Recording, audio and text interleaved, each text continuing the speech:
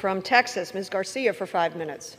Madam Speaker, I ask unanimous consent to revise and extend my remarks. Without objection. Thank you, Madam Speaker. Madam Speaker, women's freedom to choose their reproductive care is under attack by politicians who want to control their decisions.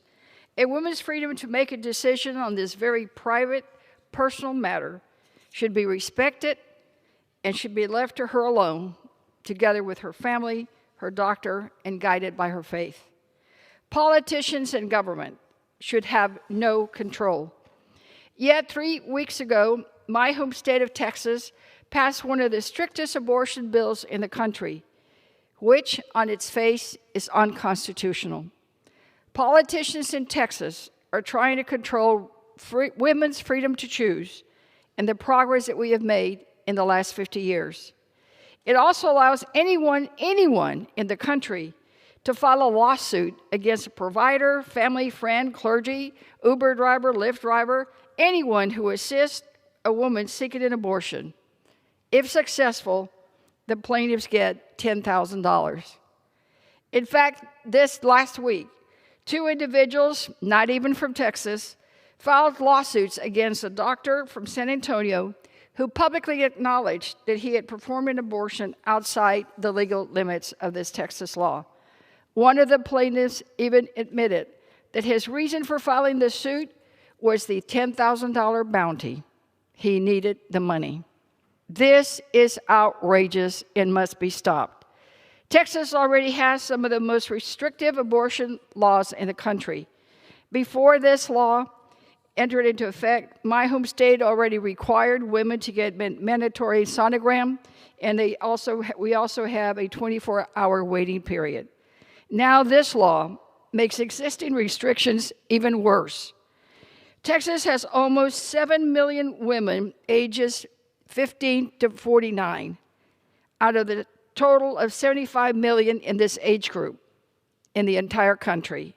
So we make up now 1 in 10 of the U.S. women of reproductive age. All these women all over in Texas now have no choices.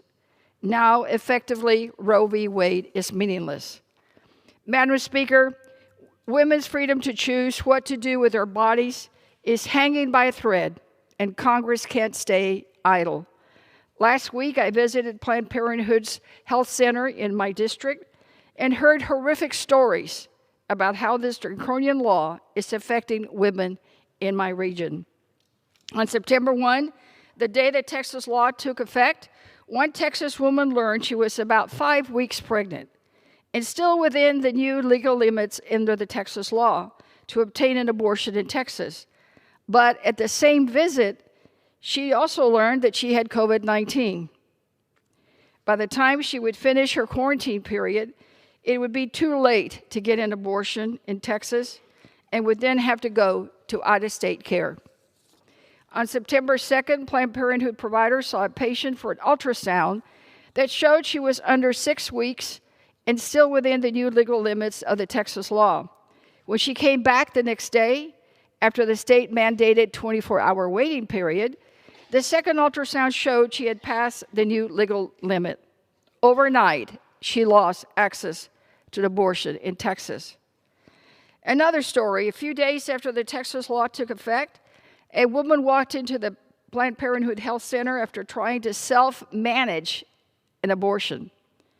Having no money or resources, she had turned to the internet, where she found some abortion tea. She took it, and it didn't work. The ultrasound showed she was past the new legal limit, and doctors in Texas couldn't help her. She, too, was now forced to seek care out of state to continue with her pregnancy. Then, Madam Speaker, I'm sure you heard about Tropical Storm Nicolas. The storm made landfall during some of their patients' state-mandated 24-hour waiting period. They were hunkered down. They couldn't get to the clinic, and the clinic was closed. Well, they lost their right to an abortion during that time period.